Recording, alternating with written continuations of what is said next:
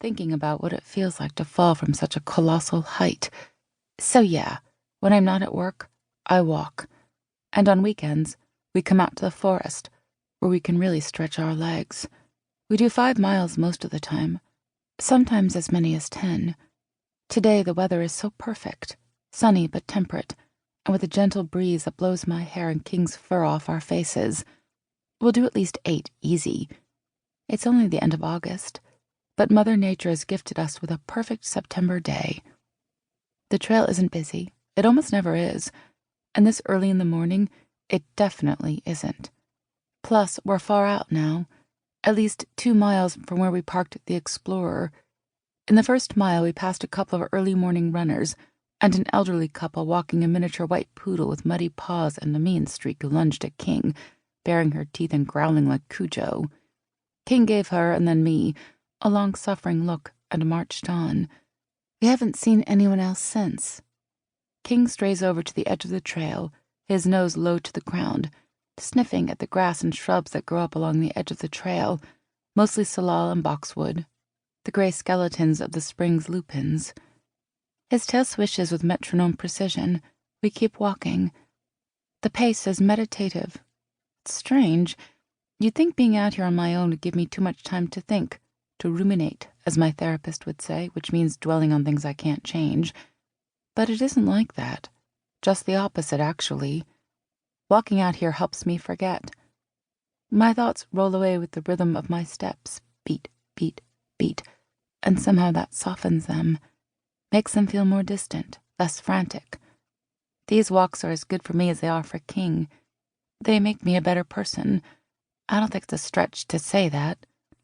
Maybe it's the physical movement or the massive dose of vitamin G, that's G for green, as in green space, an idea my therapist likes to tout.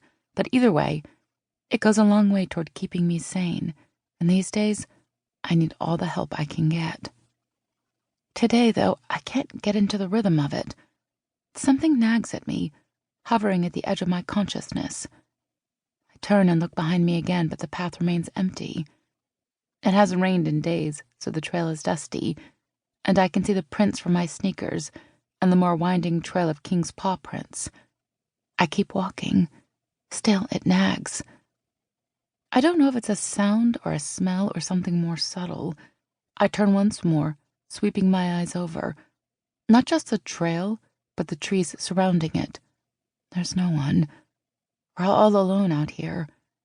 I stick my hand in my pocket, taking out my cell phone and patting the can of pepper spray I keep holstered to my side in case of bears or bobcats.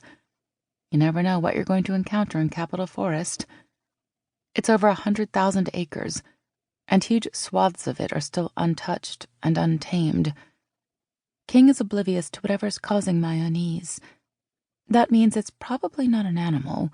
One time we came upon something that might have been a lynx, and he completely lost his shit, barking, lunging, growling. But now he's 10 feet ahead of me, nose working, tail wagging. I'm concerned and happy, so not an animal then. I look at the woods that line the trail and think, there could be a person in there. There could be someone in there and I'd never know. The trees are dense, the foliage thick, 1,000 hiding places.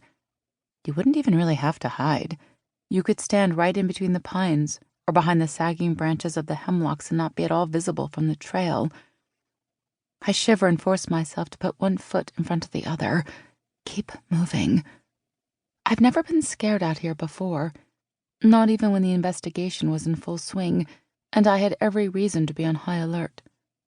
The trails were my happy place, my me time, solitude for the soul. Now I have the uneasy feeling that the solitude is only an illusion. I keep walking. It's the birds, I tell myself. All those damn birds. The woods are teeming with them. They screech, warble, coo, caw, trill in the treetops. I imagine them watching me as I walk along the trail, their beady little eyes following me, exchanging messages and plans of attack. I don't like birds. Never have, never will. I read somewhere once that it's because the way they take off into flight is very startling. Not liking birds is a sign that a person doesn't like to be surprised. I suppose that's true. I'm not a big fan of surprises either.